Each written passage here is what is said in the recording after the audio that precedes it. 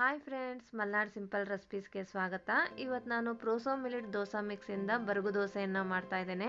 ಇದರಲ್ಲಿ ನುಗ್ಗೆ ಸೊಪ್ಪನ್ನು ಕೂಡ ಹಾಕಿರ್ತಾರೆ. ಬನ್ನಿ ಹಾಗಿದ್ರೆ ಹೆಲ್ದಿಯಾಗಿರುವಂತಹ ಬರಗು ದೋಸೆಯನ್ನು ಹೇಗೆ ಮಾಡೋದು ಅಂತ ನೋಡ್ಕೊಂಬರೋಣ. ದೋಸೆಯನ್ನು ಮಾಡೋದಕ್ಕಿಂತ ಮುಂಚೆ ದೋಸೆಗೆ ಸೈಡ್ ಡಿಶ್ ಆಗಿ ಇಲ್ಲಿ ಆಲೂಗಡ್ಡೆ ಪಲ್ಯವನ್ನು ಮಾಡ್ಕೊಳ್ತಿದ್ದೇನೆ. ಸ್ಟವ್ ಮೇಲೆ ಒಂದು ತವಾನ ಇಟ್ಟು ಒಂದು 2 ರಿಂದ 3 ಟೇಬಲ್ ಸ್ಪೂನಷ್ಟು ಎಣ್ಣೆಯನ್ನು ಹಾಕ್ಕೊಂಡಿದ್ದೇನೆ. ಎಣ್ಣೆ ಬಿಸಿ ಆದ ತಕ್ಷಣ ಅರ್ಧ ಟೇಬಲ್ ಸ್ಪೂನಷ್ಟು ಸಾಸಿವೆ, ಅರ್ಧ ಟೇಬಲ್ ಸ್ಪೂನಷ್ಟು ಜೀರಿಗೆ, 1 ಟೇಬಲ್ ಸ್ಪೂನಷ್ಟು ಕಡಲೆಬೇಳೆಯನ್ನು ಹಾಕ್ಕೊಂಡು 1 ನಿಮಿಷ ಚೆನ್ನಾಗಿ ಫ್ರೈ ಮಾಡ್ಕೋಬೇಕು. ಕಡಲೆಬೇಳೆ ಚೆನ್ನಾಗಿ ಫ್ರೈ ಆದಮೇಲೆ ಕಟ್ ಮಾಡಿ ಇಟ್ಕೊಂಡಿರುವಂತಹ 1-2 ಆನಿಯನ್, ಕಟ್ ಮಾಡಿ ಇಟ್ಕೊಂಡಿರುವಂತಹ ಹಸಿಮೆಣಸಿನಕಾಯಿ ಮತ್ತು ಕರಿಬೇವಿನ ಸೊಪ್ಪು, ರುಚಿಗೆ ತಕ್ಕಷ್ಟು ಉಪ್ಪನ್ನು ಇವಾಗಲೇ ಹಾಕ್ಕೊಂಡು ಆನಿಯನ್ದು ಹಸಿ ವಾಸನೆ ಹೋಗಿ ಆನಿಯನ್ ಸಾಫ್ಟ್ ಆಗೋ ರೀತಿ ಇದನ್ನು ಚೆನ್ನಾಗಿ 1-2 ರಿಂದ 3 ನಿಮಿಷ ಚೆನ್ನಾಗಿ ಇದನ್ನು ಫ್ರೈ ಮಾಡ್ಕೋಬೇಕು. ನೋಡ್ಬೋದು, ಇಲ್ಲಿ ಆನಿಯನ್ ಚೆನ್ನಾಗಿ ಫ್ರೈ ಆಗ್ತಾ ಇದೆ, ಫ್ರೈ ಆಗಿದೆ ಕೂಡ. ಇದಕ್ಕೆ ಇವಾಗ ನಾನು 1/4 ಟೇಬಲ್ ಸ್ಪೂನಷ್ಟು ಅರಿಶಿನದ ಪುಡಿಯನ್ನು ಹಾಕ್ಕೊಳ್ತಾ ಇದ್ದೇನೆ. ಅರಿಶಿನದ ಪುಡಿಯನ್ನು ಜಾಸ್ತಿ ಹಾಕೋಬಾರ್ದು, ಸ್ವಲ್ಪನೇ ಹಾಕೋಬೇಕು. ಒಂದ್ಸರಿ ಚೆನ್ನಾಗಿ ಇದನ್ನ ಮಿಕ್ಸ್ ಮಾಡಿಕೊಂಡು ಆಲೂಗಡ್ಡೆಯನ್ನು ಬೇಯಿಸಿಲಿ ಸ್ಮ್ಯಾಶ್ ಮಾಡಿ ಇಟ್ಕೊಂಡಿದ್ದೇನೆ. ಸ್ಮ್ಯಾಶ್ ಮಾಡಿ ಇಟ್ಕೊಂಡಿರುವಂಥ ಆಲೂಗಡ್ಡೆಯನ್ನು ಹಾಕ್ಕೊಂಡು ಚೆನ್ನಾಗಿ ಇದನ್ನು 1-2 ನಿಮಿಷ ಮಿಕ್ಸ್ ಮಾಡಿ ಒಂದು ಪ್ಲೇಟನ್ನು ಮುಚ್ಚಿ 1-2 ರಿಂದ 3 ನಿಮಿಷ ಇದನ್ನು ಲೋ ಫ್ಲೇಮಲ್ಲೇ ಬೇಯಿಸ್ಕೋಬೇಕು. ನೀರನ್ನು ಹಾಕಬಾರ್ದು. ನೋಡ್ಬೋದು, 1-2 ನಿಮಿಷ ಪಲ್ಯನ ನಾನು ಚೆನ್ನಾಗಿ ಬೇಯಿಸ್ಕೊಂಡಿದ್ದೇನೆ. ನೀರನ್ನು ಹಾಕಬಾರ್ದು, ಉದುರಾಗಿ ಇರಬೇಕು ಈ ಪಲ್ಯ ಮಾತ್ರ. ಒಂದ್ಸರಿ ಚೆನ್ನಾಗಿ ಮಿಕ್ಸ್ ಮಾಡಿದರೆ ನಮ್ದು ಆಲೂಗಡ್ಡೆ ಪಲ್ಯ ರೆಡಿ ಆಯಿತು. ಇದಕ್ಕೆ ಇವಾಗ ನಾನು ಕೊನೆಯದಾಗಿ ಕೊತ್ತಂಬರಿ ಸೊಪ್ಪನ್ನು ಹಾಕಿ ಗ್ಯಾಸನ್ನು ಆಫ್ ಮಾಡ್ಕೊಳ್ತೇನೆ. ಪಲ್ಯ ರೆಡಿ ಆಗಿದೆ. ಇದನ್ನ ಇವಾಗ ಒಂದು ಸೈಡ್ ಎತ್ತಿಟ್ಕೊಳ್ಳೋಣ.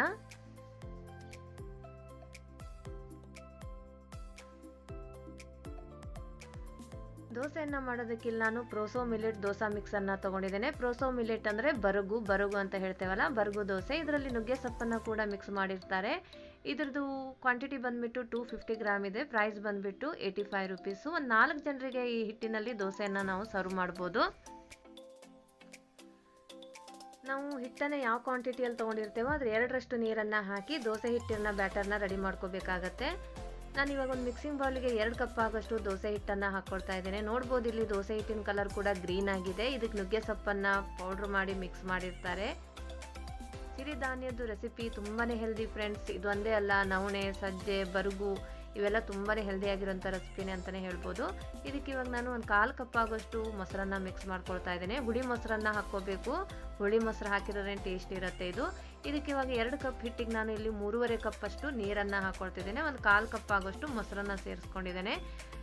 ತುಂಬ ತೆಳ್ಳಗೆ ಅಥವಾ ತುಂಬ ಗಟ್ಟಿಯಾಗಿ ಕಲಿಸ್ಕೋಬಾರ್ದು ಹಿಟ್ಟನ್ನು. ನಾವು ಗೋಧಿ ಹಿಟ್ಟನ್ನು ದೋಸೆಯನ್ನು ಮಾಡ್ತೇವಲ್ಲ, ಆ ಹದಕ್ಕೆ ಹಿಟ್ಟನ್ನು ಕಲಿಸ್ಕೊಂಡ್ರೆ ಸಾಕಾಗತ್ತೆ. ಒಂಚೂರು ಕೂಡ ಗಂಟಿಲ್ಲದೆ ಇರೋ ರೀತಿ ಇದನ್ನು ಚೆನ್ನಾಗಿ ಮಿಕ್ಸ್ ಮಾಡ್ಕೋಬೇಕು. ಉಪ್ಪನ್ನು ಹಾಕಬಾರ್ದು ಫ್ರೆಂಡ್ಸ್, ಆಲ್ರೆಡಿ ದೋಸೆ ಮಿಕ್ಸಲ್ಲಿ ಉಪ್ಪನ್ನು ಹಾಕಿರ್ತಾರೆ. ಒಂಚೂರು ಕೂಡ ಗಂಟಿಲ್ಲದೆ ಇರೋ ರೀತಿಯಲ್ಲಿ ಈ ಹದವಾಗಿ ಹಿಟ್ಟನ್ನು ಕಲಿಸ್ಕೊಂಡ್ರೆ ಸಾಕು. ನೋಡ್ಬೋದು, ಇದಕ್ಕೆ ಇವಾಗ ನಾನು ಒಂದು ಪ್ಲೇಟನ್ನು ಮುಚ್ಚಿ ಒಂದು 10 ನಿಮಿಷ ಹಿಟ್ಟನ್ನು ನೆನೆಸ್ಕೋಬೇಕು. ತುಂಬ ಹೊತ್ತು ನೆನೆಸ್ಕೋಬಾರ್ದು, 10 ನಿಮಿಷ ಹಿಟ್ಟನ್ನು ನೆನೆಸ್ಕೊಂಡ್ರೆ ಸಾಕಾಗತ್ತೆ. ನೋಡ್ಬೋದು, 10 ನಿಮಿಷ ಆಗಿದೆ. ಹಿಟ್ಟು ಕೂಡ ಚೆನ್ನಾಗಿ ನೆಂದಿದೆ. ಇವಾಗ ಇಷ್ಟು ಹದವಾಗಿದ್ದರೆ ಸಾಕು. ಇವಾಗ ಸ್ಟವ್ ಮೇಲೆ ಒಂದು ತವಾನ ಇಟ್ಕೊಂಡು ನಾನು ಬಿಸಿ ಮಾಡ್ಕೊಳ್ಳೋಕೆ ಇಟ್ಟಿದ್ದೆ. ತವಾ ಕೂಡ ಚೆನ್ನಾಗಿ ಬಿಸಿ ಆಗಿದೆ. ಇದಕ್ಕೆ ಇವಾಗ ನಾನು ಸ್ವಲ್ಪ ಎಣ್ಣೆಯನ್ನು ಹಚ್ಕೊಂಡು ಒಂದು ಸ್ವಲ್ಪ ನೀರನ್ನು ಸಿಮರಿಸಿ ಒಂದು ಕಾಟನ್ ಬಟ್ಟೆಯಿಂದ ತವಾನ ಕ್ಲೀನಾಗಿ ಒರೆಸ್ಕೋಬೇಕು. ಮಾಮೂಲಾಗಿ 1 ಸ್ಪೂನಷ್ಟು ಹಿಟ್ಟನ್ನು ಹಾಕ್ಕೊಂಡು ದೋಸೆ ಹಿಟ್ಟನ್ನು ಹಾಕಿ ದೋಸೆಯನ್ನು ದೊಡ್ಡದಾಗಿ ಸ್ಪ್ರೆಡ್ ಮಾಡಬಾರ್ದು ಫ್ರೆಂಡ್ಸ್. ಗೋಧಿ ಹಿಟ್ಟಿನ ದೋಸೆಯನ್ನು ಮಾಡ್ತೇವಲ್ಲ, ಆ ರೀತಿ ಹಾಕಿಬಿಟ್ಬಿಡ್ಬೇಕು. ಇಲ್ಲಾಂದರೆ ಇದೆಲ್ಲ ಸ್ಪೂನಿಗೆ ಅಂಟ್ಕೊಂಡ್ಬಂದುಬಿಡುತ್ತೆ. ಇದಕ್ಕೆ ಇವಾಗ 1 ಚಮಚದಷ್ಟು ಎಣ್ಣೆಯನ್ನು ಹಾಕಿ ಒಂದು ಪ್ಲೇಟನ್ನು ಮುಚ್ಚಿ 1-2 ರಿಂದ 3 ನಿಮಿಷ ಬೇಯಿಸ್ಕೊಂಡು ನಂತರ ಇದನ್ನು ತಿರ್ಸಿ ಹಾಕ್ಕೊಂಡು ಮತ್ತೆ 2 ಕಡೆ ಇದನ್ನು ನೀಟಾಗಿ ಬೇಯಿಸ್ಕೋಬೇಕು. ಇದು ಮಾಮೂಲಾಗಿ ನಾವು ದೋಸೆನೆಲ್ಲ ಮಾಡ್ತೇವಲ್ಲ, ಆ ರೀತಿ ಕ್ರಿಸ್ಪಿಯಾಗಿ ಬರೋದಿಲ್ಲ. ಗೋಧಿ ಹಿಟ್ಟಿನ ದೋಸೆ ಯಾವ ರೀತಿ ಸಾಫ್ಟ್ ಆಗಿರುತ್ತಲ್ಲ, ಅದೇ ರೀತಿ ಸಾಫ್ಟಾಗಿ ಬರುತ್ತೆ. ನೋಡ್ಬೋದು, ಇಲ್ಲಿ ದೋಸೆ 2 ಕಡೆ ಚೆನ್ನಾಗಿ ಬೆಂದಿದೆ. ಇದನ್ನ ಇವಾಗ ನಾನು ಒಂದು ಪ್ಲೇಟಿಗೆ ತೆಗೆದಿಟ್ಕೊಳ್ತಾ ಇದ್ದೇನೆ.